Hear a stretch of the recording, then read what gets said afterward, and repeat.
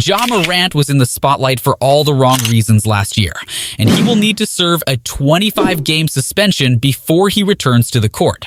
Previously, the Memphis Grizzlies point guard was typically in the news for his electrifying highlights, and he was the player who lifted the Grizzlies from being the team from the league's lowest market to one of the best teams in the Western Conference. However, a couple of bad decisions have cost him and the Grizzlies a lot. Morant will miss the first 2 months of the season and will be back in action right before Christmas when the Grizzlies start a 4-game road trip in Atlanta on December 24th. Morant is by far the best player on the team, and the real question is, will the Grizzlies survive without him? The Grizzlies were one of the most promising teams in the league just a couple of years ago. They faced the Golden State Warriors in the second round of the 2022 NBA playoffs and looked like they had a standing chance against Steph Curry and his teammates. Morant had a strong start of the series, scoring 34 points and 10 assists in the opening loss, but then led the Grizzlies to a 106-101 win, dropping 47 points, 8 rebounds, and 8 assists. He was on top of his game in the following one with 34 points, but unfortunately he got hurt, and the Grizzlies' dream was cut short. Anyway, the Grizzlies fans had many reasons to be excited about and expected that Morant would take his game even to a higher level. Desmond Bane showed that he can score big time under pressure, and Jaren Jackson Jr. became an elite defender, which led him to win the Defensive Player of the Year award last season.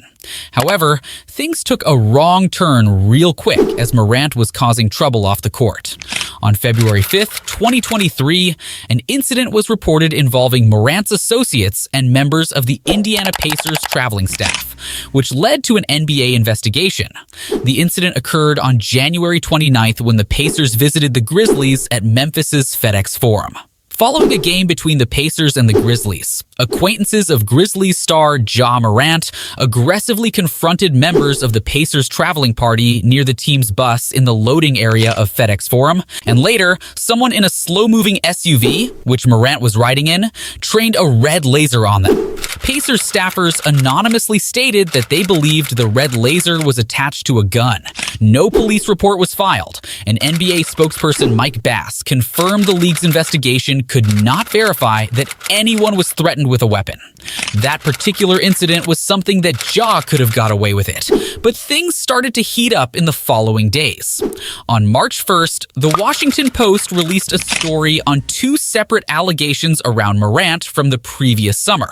First, there were details on a physical altercation from a pickup basketball game that escalated at Morant's home. The report suggested that tempers flared, which led to Morant assaulting a 17-year-old boy and threatening him with a gun tucked into his pants.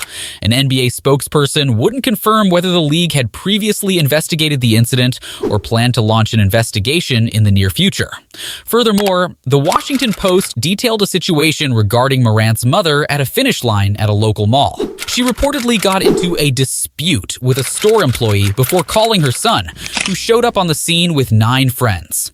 They reportedly heckled the security guard, threatening his safety when he got off work. A police report was filed, but no arrests were made. That was just the beginning of the troubles for both Morant and the Grizzlies. On the morning of March 4th, Morant posted a video that sent shockwaves throughout the NBA. During an Instagram live stream, he appeared to flash a gun at a nightclub in Glendale, Colorado. The incident, which took place hours after Memphis's loss to Denver, sparked investigations by the league and a local police department and prompted several important questions about Morant's future.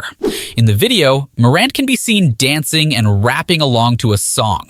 At one point, he appears to display a gun with his left hand. Morant issued an apology on March 4th, saying that he takes full responsibility for his actions. In his statement, Morant announced that he would take some time away to get help and work on learning better methods of dealing with stress and my overall well-being. He also deactivated his Instagram and Twitter accounts. An NBA spokesperson announced that the league was aware of the video and had launched an investigation. Luckily for Morant, the Colorado police did not press charges against him, and Morant got away with it with only an 8-game suspension by the league. After serving the suspension, Morant got back to the court, and it seemed like he learned his lesson and was focused on basketball. However, in a game against the Lakers, he hurt his hand after a hard fall as he tried to finish strong at the rim. That's when things got really wrong, and Ja went over the line. On May 13th, one of Morant's friends streamed a video of him waving a gun as he rode in a vehicle. No one could believe that he was doing that to himself again after everything he had gone through in the previous months.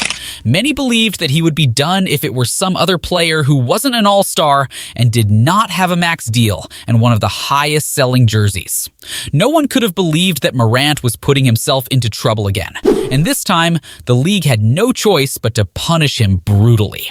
After the investigation that took the league more than 2 months, Morant was suspended for 25 games. Morant's decision to once again wield a firearm on social media was found alarming and disconcerting by the league, given his similar conduct in March, for which he was already suspended 8 games. The league officials found particularly concerning the potential for other young people to emulate Ja's conduct. Under those circumstances, they believed that a suspension of 25 games was appropriate and made clear that engaging in reckless and irresponsible behavior with guns would not be tolerated. This is the 6th longest suspension in league history, but the Grizzlies had no choice but to handle things quickly. In the offseason, they traded for the Celtics guard Marcus Smart, who was the first point guard in more than 2 decades to win the Defensive Player of the Year award. Smart will step into Morant's starting role, but he is not the only point guard the Grizzlies landed. They signed veteran and former MVP Derrick Rose, who will serve both as a backup for Morant and mainly as a mentor. Rose has been through a lot in his career and is a real example of a player who loves the game of basketball. His presence will definitely be felt both on and off the court. Desmond Bane has become an elite scorer in his 3 years in the league, which brought him a 5-year, $207 million deal with the Grizzlies this summer. They have last year's Defensive Player of the Year, Jaren Jackson Jr., and many solid role players. So can head coach Taylor Jenkins win with these guys only? Last season, the Grizzlies finished second in the Western Conference with a 51-31 record. Morant missed 21 games, and the Grizzlies were only 11-10 in that span.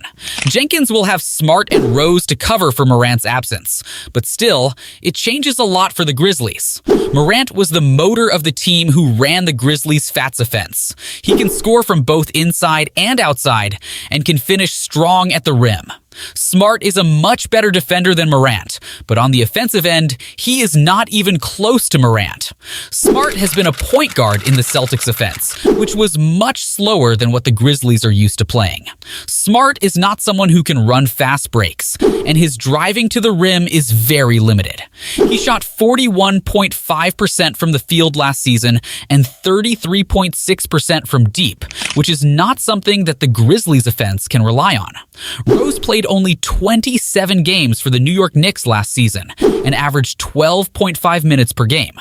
Being 35 years old with all the injuries he had, Jenkins will not count on Rose on back-to-back nights and will not be able to play him more than 15 minutes per game. So Jenkins will have to change the style of play for the Grizzlies before Morant returns. The good news is that they don't need to make any adjustments on the defensive end, but they will face difficulties in the offense. Desmond Bane will need to step up, which he is ready to do, and will probably score over 25 points per game at the beginning of the season. However, the Grizzlies have everything they need to be in the top 6 teams in the West, even without Morant. What is more important than the team's record is whether Morant can focus on basketball and stay out of trouble. If he does that, the Grizzlies will be a championship contender next season. If not, he may see his career end sooner than anyone could have expected. Do you think they will struggle without him on the court? Comment below and let us know your answer. Thanks for sticking around, and don't forget to subscribe for more basketball content.